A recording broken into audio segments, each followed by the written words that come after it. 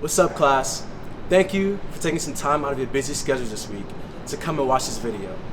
Unfortunately, we couldn't meet in person as I had hoped, but the public affairs team has put together an awesome video to reveal who our Class Exemplar is. Also, thank you for being very involved in the entire Exemplar process. We couldn't have done it without you. Your voices chose this Exemplar. And lastly, as we watch this video, let's think about the important virtues and qualities that we see in this person and how we as a class can truly exemplify them. Again, thank you for your time, and I hope you enjoy.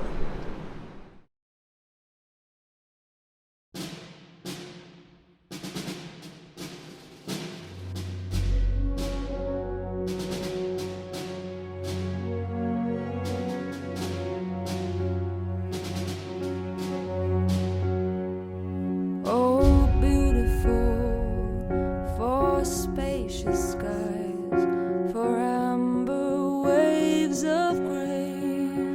I don't think any of us would have imagined, June 25th coming into I Day about how this year could have looked. Our class had different challenges than other classes, Some other classes had a lot of physical challenges, I think every class has some sort of mental aspect of the game, but this last year has been draining and challenging for all of us, and we've sit through it all. I am very proud of the class of 24 because of how much we've persevered, how different our year has been. It's been crazy and difficult to get to this point, but now we're here to pick our exemplar, and I believe that our class is ready. We really want to be like the amazing graduates that come before us, and whenever I heard his story, I really saw that this man had a passion for the military, a passion for his country. I think one way that he exemplifies the class of 2024 so much is that he was just doing his job, A horrible situation presented itself, and he stepped up to the occasion and did what he had to do and ensured that our nation was not further harmed. So we're the last class where the majority of us were born during the time of 9/11, and in a way that connects us all. Pre-9/11, there's a paradigm shift. That tragic moment defined the rest of our lives, especially here at the Academy. We want to make sure our country is safe and prevent anything like that happening again. Today, our fellow citizens, our way of life, our very freedom came under attack in a series of deliberate and deadly terrorist acts. These acts shattered steel, but they cannot dent the steel of American resolve.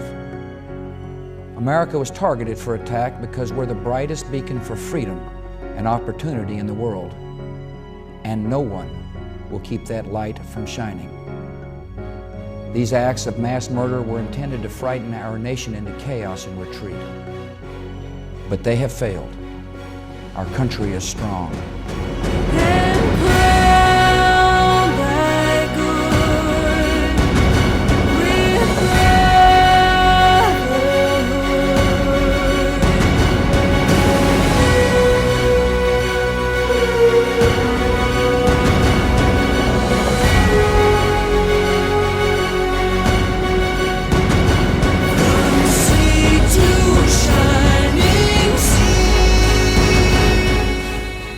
And the fact that it's the 20th anniversary, I feel like it's just a beautiful way to even further exemplify and honor this courageous man.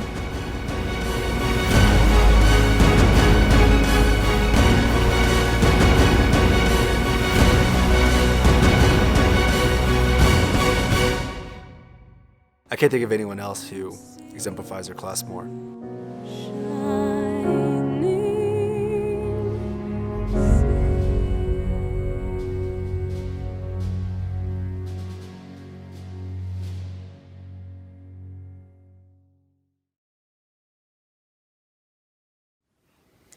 Hi, my name is Melody Homer, and I've been asked to speak to you about my husband, Leroy Wilton Homer Jr.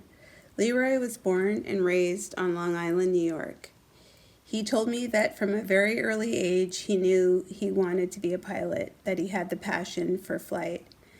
However, he was from a very large family, and his dad had passed away when he was young. So when it came time, flight lessons weren't necessarily in the budget, but he was really determined.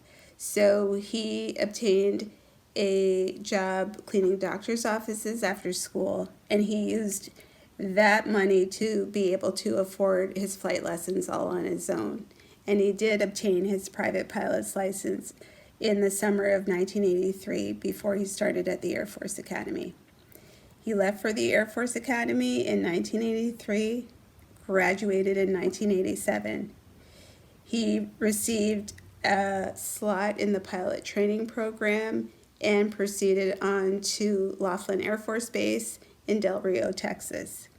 He was then assigned to the C-141 Starlifter, which was his first choice, and he was assigned to McGuire Air Force Base, where he served for 7 years in the United States Air Force before he transitioned over to the reserves and began his career in commercial flying with United Airlines.